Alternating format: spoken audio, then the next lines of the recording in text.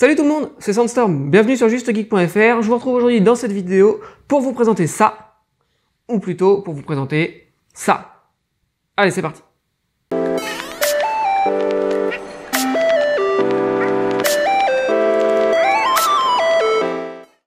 Aujourd'hui, je vous propose de découvrir l'interrupteur Sonoff. Alors Sonoff, c'est la marque et il s'agit en fait d'un interrupteur donc connecté qu'on va pouvoir rajouter parmi ces équipements domotiques pour aller automatiser une lumière ou autre.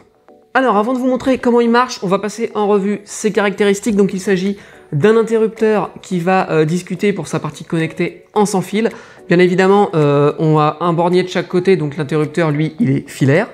Et puis donc on va pouvoir le gérer en sans fil via l'application eWeLink, une application qui est disponible pour iOS et pour Android. L'interrupteur Sonoff est également compatible avec les produits de la gamme Nest. Donc si vous avez des produits Nest, eh bien vous allez pouvoir les intégrer avec. Et enfin, le produit est intégrable avec le Google Assistant et avec Alexa d'Amazon. Alors, comment fonctionne ce produit? La première étape, eh bien on va tout simplement le brancher. Alors, en pratique, pour le brancher, je me sers d'une petite rallonge maison que j'utilise généralement pour ce genre de test. On va donc commencer par dévisser les deux caches situées à gauche et à droite pour avoir accès au bornier. On va ensuite prendre notre arrivée de courant et on va brancher la phase et le neutre sur le bornier. Puis on va faire pareil avec la sortie de courant. Notez que input et output sont indiqués pour vous repérer. Une fois cela fait, on va remettre les deux caches et les revisser. Voilà, notre interrupteur Sonoff est en place. La deuxième étape va être tout simplement l'installation de l'application sur son smartphone ou sa tablette. Pour cela, on va se rendre soit dans l'App Store, soit dans le Google Play Store et on va télécharger l'application eWeLink. Elle est gratuite. Troisième étape, maintenant que l'application est installée, on va tout simplement rajouter le périphérique dans l'application. Pour ce faire, on va suivre les étapes suivantes. Alors en premier lieu, eh bien, on va lancer l'application. On va alors mettre le dispositif en mode appairage pour qu'on puisse tout simplement l'intégrer dans notre application. Ensuite, on va renseigner les informations de notre réseau Wi-Fi puisque le switch va avoir besoin de se connecter à notre Wi-Fi. Après, eh bien, comme d'habitude, on va attendre un petit peu. Et enfin, on va pouvoir donner un nom à notre dispositif pour terminer son paramétrage. Et une fois que c'est fait, voilà, on a un dispositif qui est donc utilisable avec l'application eWeLink. Allez, passons maintenant à une petite démonstration.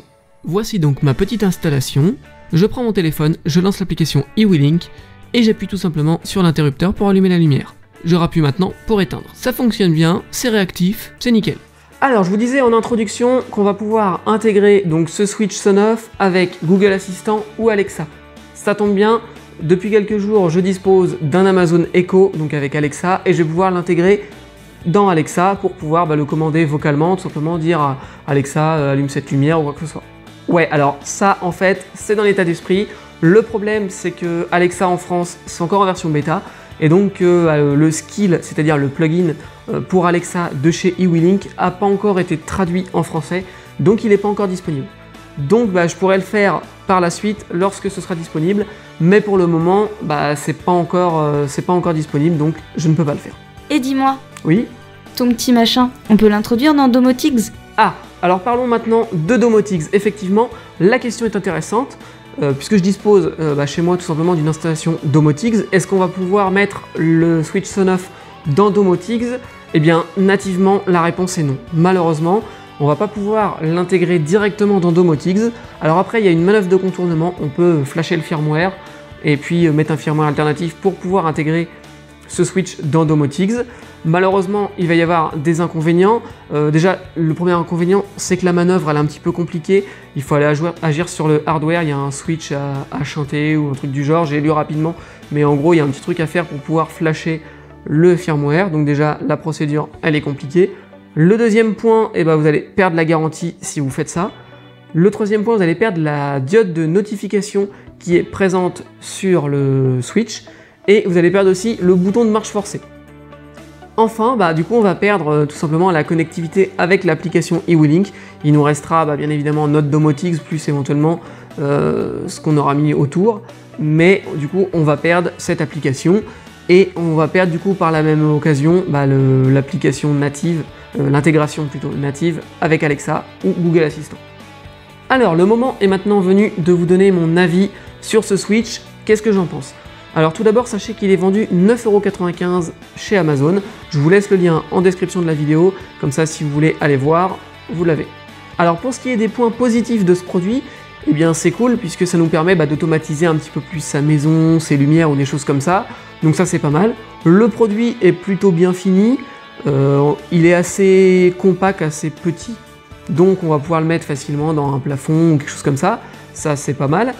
Autre point positif, il est facile à mettre en place. Voilà, il suffit de brancher notre câble de chaque côté et le tour est joué, on la perd.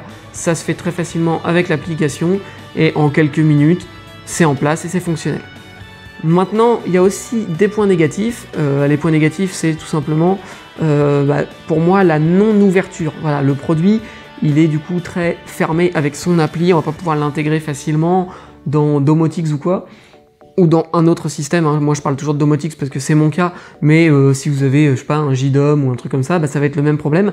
L'intégration dans le système va pas forcément être facile ou permise nativement, ce qui est un petit peu dommage.